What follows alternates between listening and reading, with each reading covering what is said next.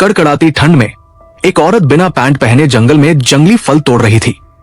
जब वो फलों से भरी टोकरी लेकर लौटने लगी तो घने कोहरे में अचानक कुछ ताकतवर परछाइयां उभर आई। वे सभी डरावने मुखौटे पहने और धारदार हथियार लिए खड़े थे। औरत डर से कांपने लगी और जान बचाने के लिए टोकरी फेंककर भाग निकली। लेकिन वे जंगली लोग इतनी आसानी से अपने शिकार को जाने देने वाले नहीं थे। उसी वक्त दूर से एक तेज तलवार लहराते हुए एक लंबे बालों वाला शख्स चमकदार अंदाज में वहां आया। वो बेहद कुशलता से लड़ने लगा, हर वार उसके दुश्मनों के लिए घातक साबित हो रहा था। औरत ने भी उसका साथ दिया और कुछ ही देर में उन जंगली लोगों को मौत के घाट उतार दिया गया। लेकिन तभी पास के गांव से चीख पुकार सुनाई दी।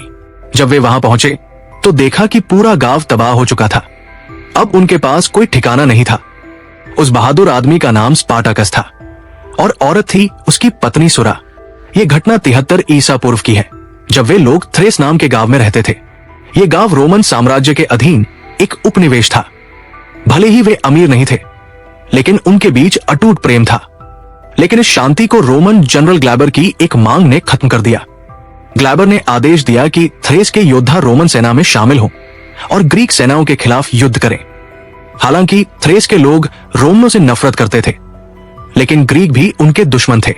स्पार्टकस ने युद्ध में जाने की शर्त रखी कि अगर वे ग्रीक सेना को हरा दें तो रोमन लोग उनकी मदद करके जंगली आदमियों का सफाया कर देंगे। ग्लैबर ने ये वादा तो कर लिया, लेकिन उसे निभाने का कोई इरादा नहीं था। अगले दिन स्पार्टकस ने एक कपड़े का टुकड़ा अपनी पत्नी सुरा की जांघ पर बांध दिया ताकि ये उसे उसकी गैर मौजूदगी में महसूस होता रहे। लेकिन सुरा चिंतित थी। उसने सपना देखा था कि स्पार्टकस घुटनों के बल झुककर एक लाल सांप के सामने सिर झुका रहा है। उसने इसे एक अशुभ संकेत माना, लेकिन स्पार्टकस ने इसे सिर्फ एक सपना समझकर नजरअंदाज कर दिया और युद्ध के लिए निकल पड़ा। युद्ध के दौरान थ्रेस के योद्धा सबसे आगे लड़ते, जबकि रोमन सैनिक आराम से पीछे रहते और जीत के बाद शाही भोजन करते।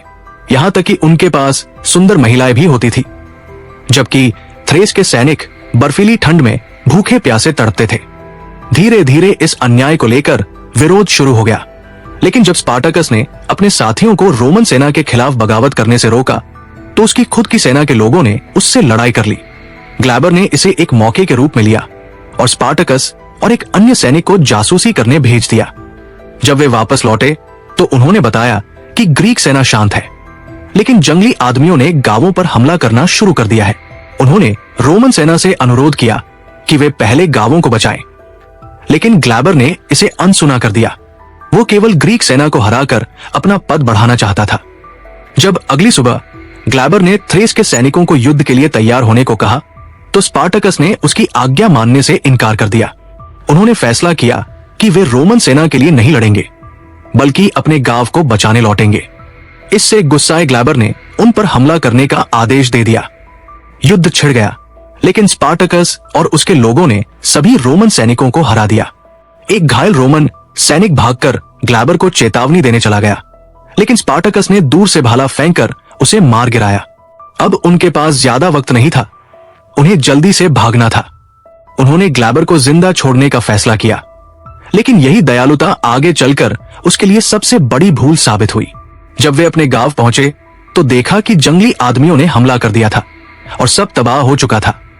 किसी तरह स्पार्टकस ने सुरा को बचाया, लेकिन अगले ही दिन ग्लैबर अपने सैनिकों के साथ वापस लौट आया। उन्होंने दोनों को पकड़ लिया, बुरी तरह पीटा और स्पार्टकस को गुलाम बना लिया। ग्लैबर की सेना ग्रीक सेना को हराने में नाकाम रही और उसे रोमन साम्राज्य लौटना पड़ा।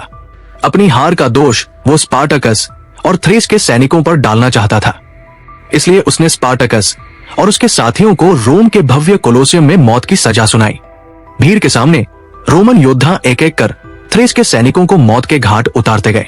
स्पार्टकस जानता था कि अब उसकी बारी भी आने वाली है, लेकिन ग्लैबर ने अपनी निजी दुश्मनी निकालने के लिए एक साथ 4 खतरनाक योद्धाओं को स्पार्टकस से लड़ने भेज दिया। भीड़ ने इस अन्याय पर विरोध जताया, लेकिन ग्लैबर को कोई फर्क नहीं पड़ा। वो बस स्पार्टकस की मौत देखना चाहता था। अब स्पार्टकस की असली परीक्षा शुरू होने वाली थी। आगे क्या हुआ